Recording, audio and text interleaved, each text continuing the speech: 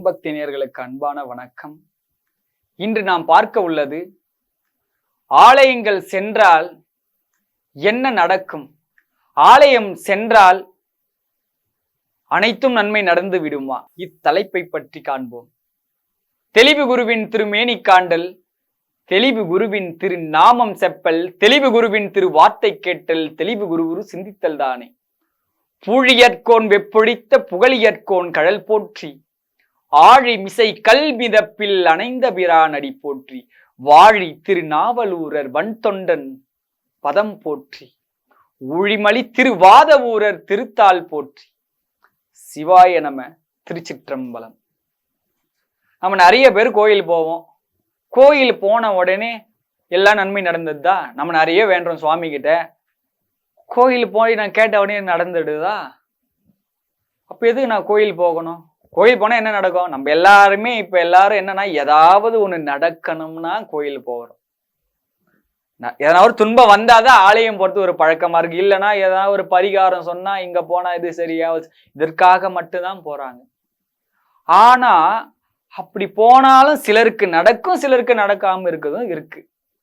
ஆலயம் போறதுடைய பலனே என்னன்னா, நீங்க ஆலயம் போனா அங்க வர யாருக்கும் கெடுதல் நினைக்க மாட்டாங்க. எல்லாருமே நன்மையை தான் சுவாமி நினைக்க முடியும். ஏன்னா இறைவன்கிட்ட போய் நீ அவனுக்கு இது நடக்கணும் அது நடக்கணும்னு சொல்ல முடியாது. அதனால சுவாமி வண்டி விட்டு வச்சிருக்காங்க. அவர்கிட்ட வண்டி அடுத்தவங்களுக்கு தீமை நினைக்காம அவங்களுக்கு ஏதோ நன்மை நடக்கணும்னு வேண்டுறாங்க. அதனால அந்த இடத்துல காலம் காலமாக வர அனைத்து மனிதர்களுடைய எண்ணங்களும் தூய்மையா இருக்கிற வாசி அந்த இடம் சுற்றி ஒரு ஆற்றல், தூய்மையான எண்ண அலைகளே அந்த ஆலயத்துக்குள்ள வீசிட்டு இருக்கும். அப்ப நமக்கு கெட்ட எண்ணங்கள், கெட்ட செயல்கள் இருந்தா கூட அவங்க அந்த ஆலயத்துக்கு அங்க போகும்போது என்ன நடக்கும்னா, தூய்மையான சிந்தனைகள் உள்ள ஊற்று போல தொடங்க ஆரம்பிக்கும்.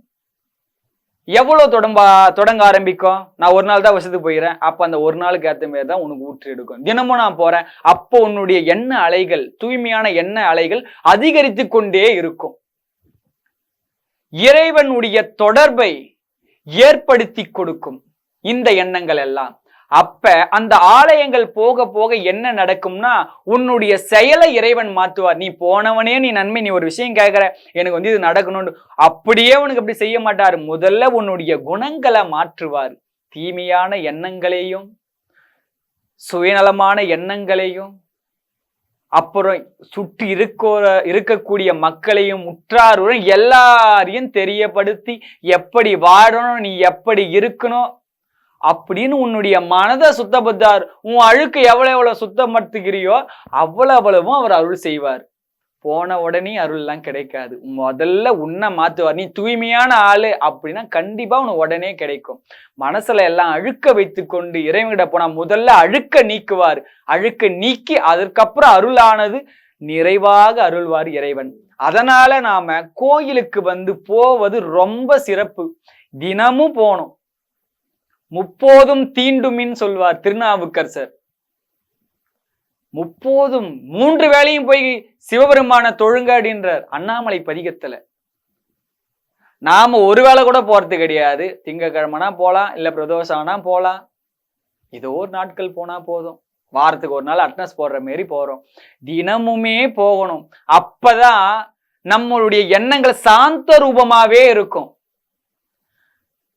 கோபம் ஃபுல்லா உக்கிரமாயி 100% வந்த பிறகு அங்க போய் குறைச்சிக்கிறது, திரும்பி கோபம் ஃபுல்லா வந்த பிறகு குறைச்சிக்கிறது. அதால என்ன பயன்?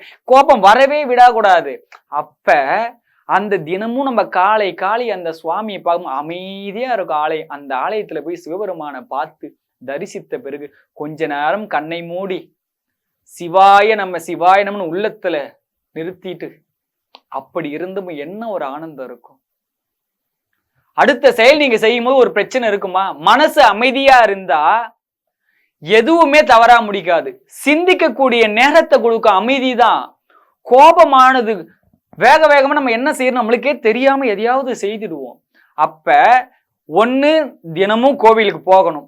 அப்படி கோயிலுக்கு போக முடியல என்னுடைய சூழ்நிலை அப்படின்னா, தினமும் காலையில 10 நிமிடம் உனக்கு பிடித்த இறைவனோ அல்லது நீ எங்கெங்கெல்லாம் முன்னாடி கோயில் போயிருப்பல அந்த ஆலயங்களெல்லாம் கண்மூடி அகத்துக்குள்ள ஒரு கற்பனை, அந்த கோயில் உள்ள நீங்க போகிற மாரி, அப்படியே சுவாமியை வழிபடுற மாரி, கீழே விழுந்து கும்பிடுற மாரி, அங்க இறைவன்கிட்ட வேண்டுற மாரி, இப்படியெல்லாம் நீங்க கோயிலுக்குள்ள போய் செய்யலாம்.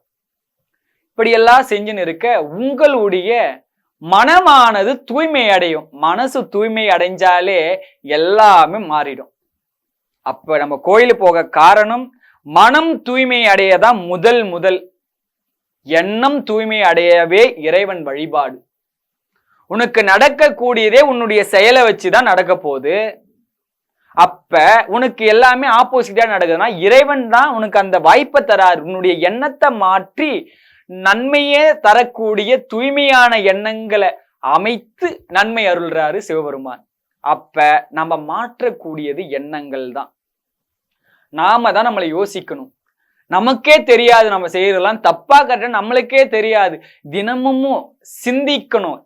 காலையில எழுந்த உடனே இறைவன்கிட்ட போயிட்டு கூட நான் இனிமே நான் ஒழுக்கமா இருக்கணும் அப்படின்னு சொல்றதை விட நான் இனிமே ஒழுக்கமா தான் இருப்பேன், என்னுடைய எண்ணமானது தூய்மையா தான் இருக்கும் அப்படின்னு தினமும் காலையில எழுந்த அந்த 10 நிமிடத்துல இதையும் ஒரு பங்கா வகித்து உள்ள தளவுல நீங்க யோசிக்கணும். நான் இனி இப்படிதான் இருக்க போறேன், தூய்மையா தான் இருக்க போறேன். எந்த பிரச்சனைகள் வந்தாலும் அதை ஏத்துக்கொண்டு அனுபவித்து அந்த வினையை அழித்து, இப்போ உங்களுடைய நண்பர் மூலியமா ஒரு வினை கழிக்குதுன்னு வச்சுக்கோங்க. அத ஃப்ரெண்டு தான் வந்து எனக்கு துரோகம் பண்ணிட்டான், இவன் தான் நாய கல்லு தூக்கி அடித்தா நாய் கல்ல பார்த்து கொலைக்காது, அடித்தவனை பார்த்துதான் கொலைக்கா. அதுக்கு இருக்குது அறிவு. அடித்தது கல் அல்ல, அவன் தான் அடித்தது மனிதன். அழகா பார்த்து நம்மளை பார்த்து கொலை. நமக்கு தெரியல, கூட நண்பரை வச்சு துரோகம் பண்ணு, இவன் ஃப்ரெண்டு தான் துரோகம் பண்ண நம்ம நினைப்போம். கிடையவே கிடையாது. உன்னுடைய எண்ணமும் உன்னுடைய செயல்களும் தான் அப்படி அவனுடைய மூலயமாக உனக்கு வந்து சாருது. அதன் மூலியமா பல பாடங்கள் கற்றுத்தருது, பல பக்குவத்தை ஏற்படுத்துது. ஒரு முறை நீ அப்படி ஆனவாசிதான் அடுத்த முறை எப்படி பழகணும் எப்படி இருக்கு எல்லா செயல்களையும் கற்றுக் கொடுக்குது. ஆக மொத்தம் அவன் ஒரு கருவிதான். அந்த கருவின் மீது மொத்தமே நீதான் நம்ம சொல்றதே தவறு. அடுத்தவனை சுட்டி காட்டுறதுக்கு நம்மளுக்கு இங்க தகுதியே இல்லை. அனைத்துமே நீ செய்த எண்ணங்கள், உள்ள இருக்கக்கூடிய எண்ணங்கள் தான் மனித உருவில ஒவ்வொரு செயலை செய்து உன் எதிர்க்க வந்து அதை நீயே இது சரியில்லை அது சரியில்லை, அனைத்தும் உன் உள்ள இருந்ததுதான். உன் உள்ளமானது தூய்மையானா உனக்கு வரக்கூடிய செயல்கள் அனைத்துமே தூய்மையானதுதான். ஆலயங்கள் போக போக உள்ளமானது தூய்மையான செயல்களையே செயல்முறைப்படுத்தும். அனைத்து சுற்றங்களும் தூய்மையான சுற்றங்கள் உன்னை வந்து நாடும். மன நிம்மதியானது பிறக்கும். ஆலயங்கள்ல போனா அவ்வளோ ஒரு ஆற்றல். ஏன்னா எல்லாருமே மனசை தூய்மையான வச்சு வெளியே போற எப்படி இருக்காங்களோ, ஆனா கோயில் உள்ள மன நிம்மதியோட இருக்கணும்னு தான் உள்ள வராங்க. அதனால அந்த இடத்துல மிகவும் தூய்மையான ஆற்றல், பிரபஞ்ச சக்தி அதிகமாக இருக்கும். அதனால நம்ம ஆலயம் போற நன்மையே நம்மளுடைய எண்ணம் தூய்மையாக தான். அங்க போயும் நம்ம மற்ற போன் பண்ணி வேற கூட பேசுறதோ நேரத்தை விரயம் பண்றதோ அப்படி இருக்கிறது ஒரு ரூபாய்க்கு பிரயோஜனம் கிடையாது. அப்ப அங்க போய் நம்ம சுவாமியை நோக்கி முழுமையான எண்ணங்களை மாற்றதான் நம்ம போகணும். ஆலயம் போகுவதே நம் எண்ணம் தூய்மை அடைவதற்காக மட்டுமே. நம் எண்ணமானது தூய்மையானால் இறைவனுடைய அருளானது எண்ணத்திலே ஊற்று போல அதிகரித்து கொண்டே இருக்கும். எண்ணத்தை தூய்மை செய்வோம், எண்ணற்ற அருள்களை பெறுவோம் என்று விடைபெறுகின்றேன். சிவாய நம. திருச்சிற்றம்பலம்.